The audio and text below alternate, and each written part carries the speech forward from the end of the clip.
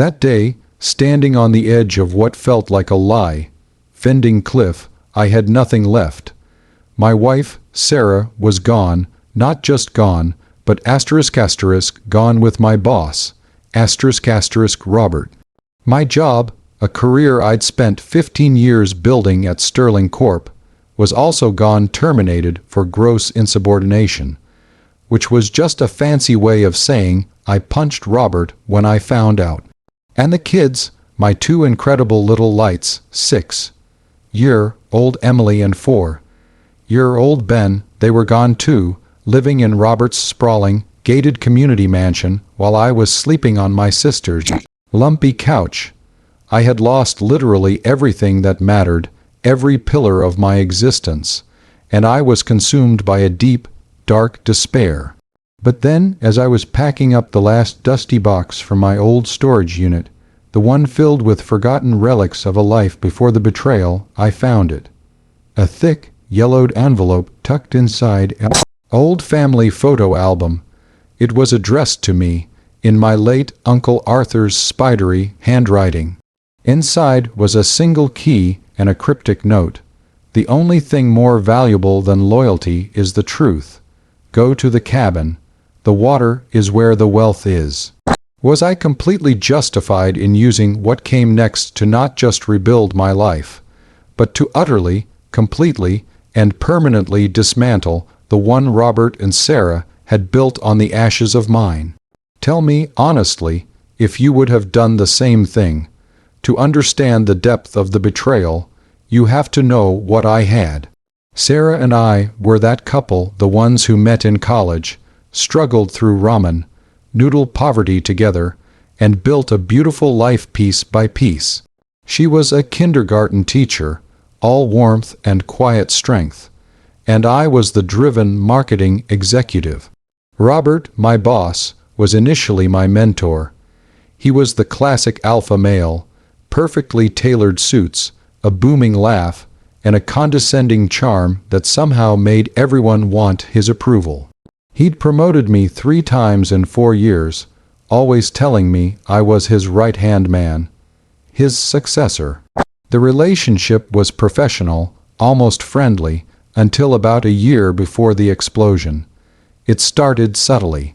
Sarah volunteered to help organize the company's annual charity gala, which put her in Robert's orbit more frequently. They'd have late, night planning calls. Then it became working lunches. I wasn't invited to, and then, slowly, a change in Sarah. The comfortable ease we shared was replaced by a kind of brittle tension. She was always on her phone, always just a little too busy or a little too tired. I tried to talk to her, of course. I asked if everything was okay. She'd just snap, "Stop being so paranoid, Michael. It's the stress of the gala." I told myself I was being ridiculous, letting professional jealousy cloud my judgment. Robert was my friend. Sarah was my wife. The night I found out was the night of the gala. I was tied up with a last-minute crisis and arrived late, just as the main speeches were wrapping up. I walked past Robert's private office, which he always kept locked, and the door was slightly ajar. I heard Sarah's unmistakable laugh, a sound that used to be solely reserved for me. I stopped, my stomach turning to lead. I pushed the door open just a crack further. The room was dark, lit only by the city lights filtering through the floor-to-ceiling windows. Sarah was there, not 10 feet from me, in an embrace with Robert that was unmistakably intimate. He was whispering something into her hair, and she was holding him like she was drowning, and he was the only anchor. It wasn't just a kiss. It was a physical manifestation of a relationship that had been going on for months. I didn't yell. I didn't shout. The shock was too profound. I just stood there, and when Sarah finally lifted her head, her eyes wide with terror and guilt as she saw me, I felt a coldness wash over me that was worse than rage. I simply said 2 words, my voice hollow, "Get out." The next few weeks were a blur of screaming matches, tearful apologies that felt hollow even as she delivered them, and the devastating realization that the life I knew was over. Robert didn't even try to hide it after that. He had the power, and he wielded it like a weapon. Sarah moved out almost immediately, taking the kids to a temporary apartment. Then came the meeting with HR, orchestrated by Robert, where I was accused of creating a hostile work environment, and promptly fired. The final blow was the custody battle. Robert, with his endless resources and high-powered lawyers, painted me as the emotionally unstable, recently fired, violent aggressor. Sarah, blinded by her new life of luxury and the promise of a future I couldn't provide, backed him up. I lost primary custody, relegated to weekend visits under tight supervision. I was a shell of a man, watching my family be absorbed into the life of the person who had meticulously engineered my downfall. My only hope was the memory of my eccentric Uncle Arthur. Uncle Arthur was my father's older brother, a brilliant but reclusive geologist who had always been the black sheep of our financially conservative family. He lived alone in a small, rustic cabin up in the Appalachian foothills, rarely communicating with anyone. He passed away suddenly a few years ago, and since he had no immediate family, his small estate was tied up in a bureaucratic mess that no one in the family wanted to deal with.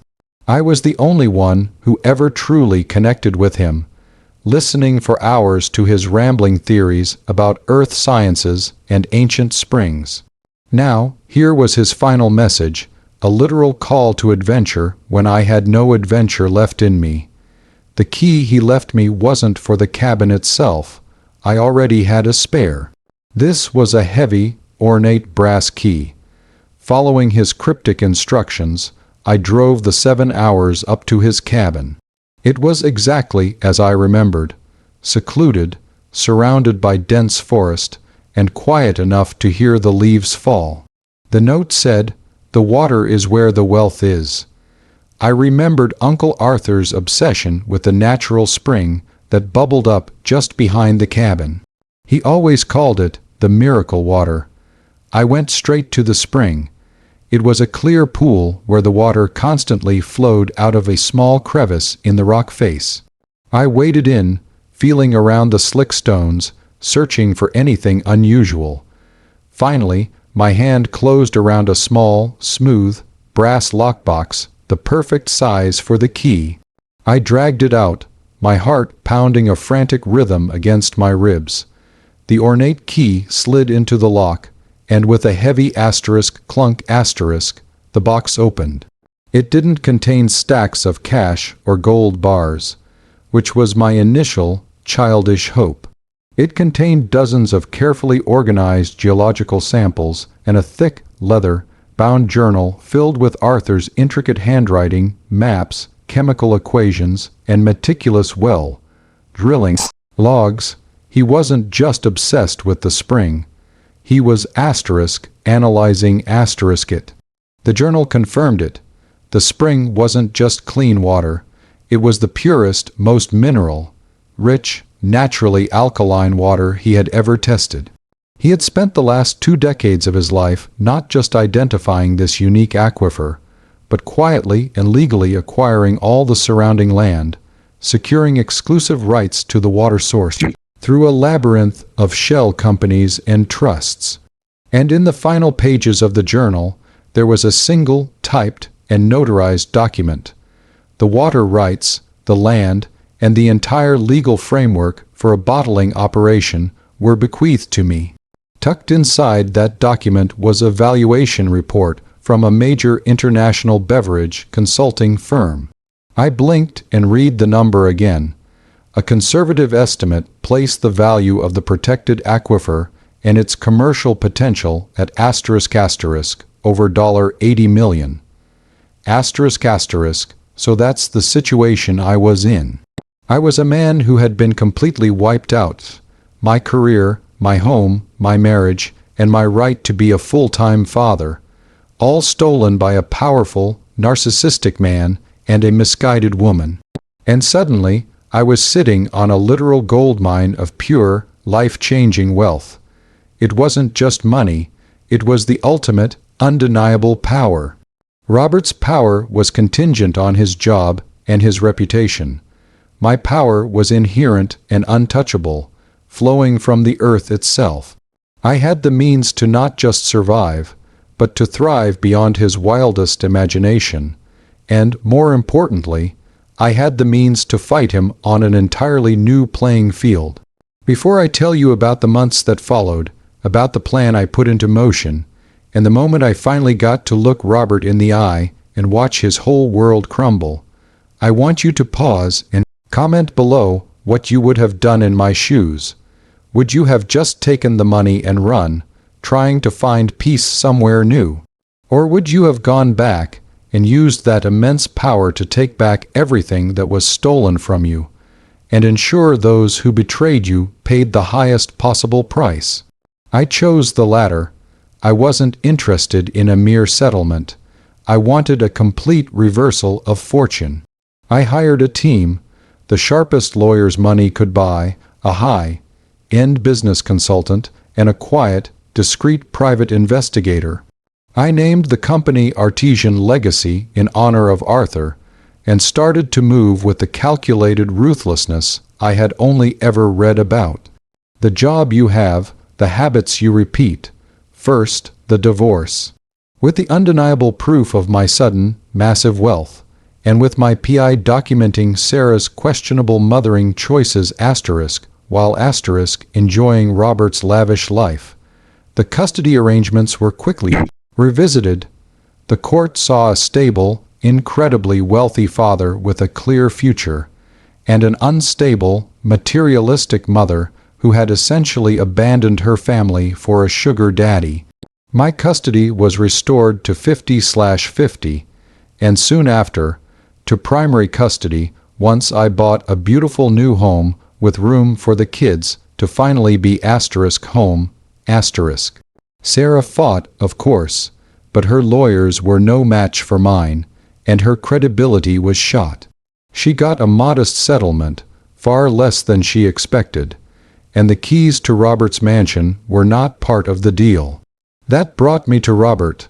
My company, Artesian Legacy, didn't just quietly bottle water. My business consultant and I identified Sterling Corp's weakest, most lucrative division, their high-end corporate events and hospitality wing, the same one Sarah had volunteered for. I didn't buy Sterling Corp. I did something far more surgical. I used my immense liquid capital to acquire every single one of Sterling Corp's major competitors in the local market over a period of 6 months. I hunted Robert's top talent with astronomical offers. I started a price war he couldn't possibly win, offering the same high-quality services at a loss, just to bleed his division dry. My lawyers ensured every move was perfectly legal, but utterly devastating.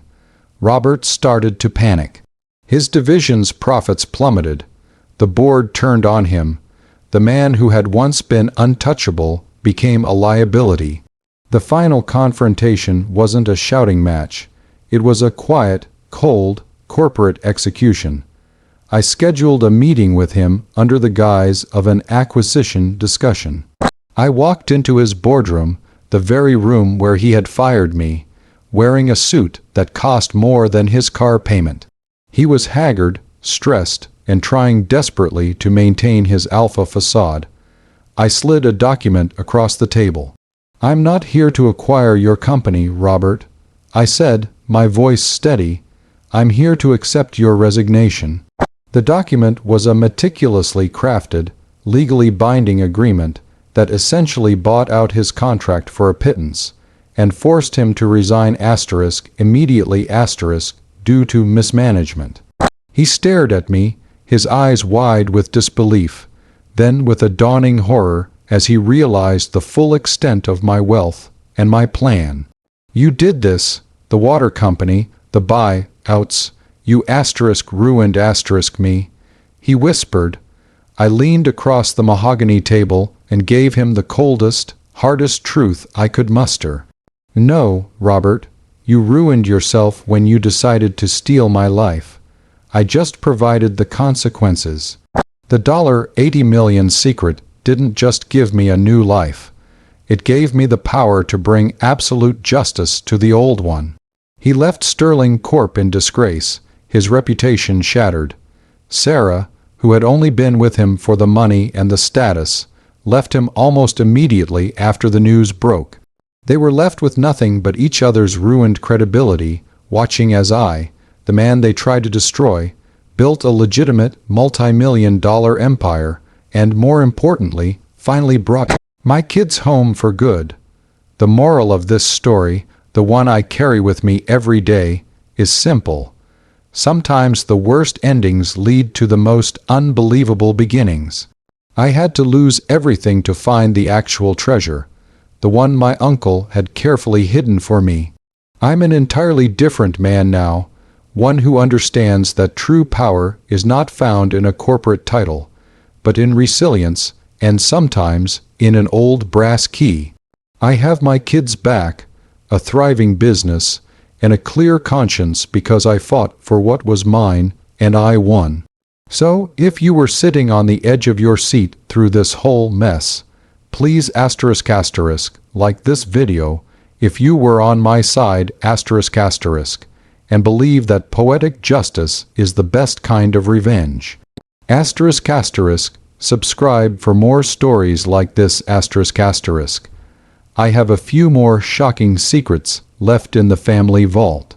And please, asterisk, share your final thoughts on this whole mess in the comments section asterisk below. I want to know if you think I was too harsh or if I just did what needed to be done. I'll see you all in the next story.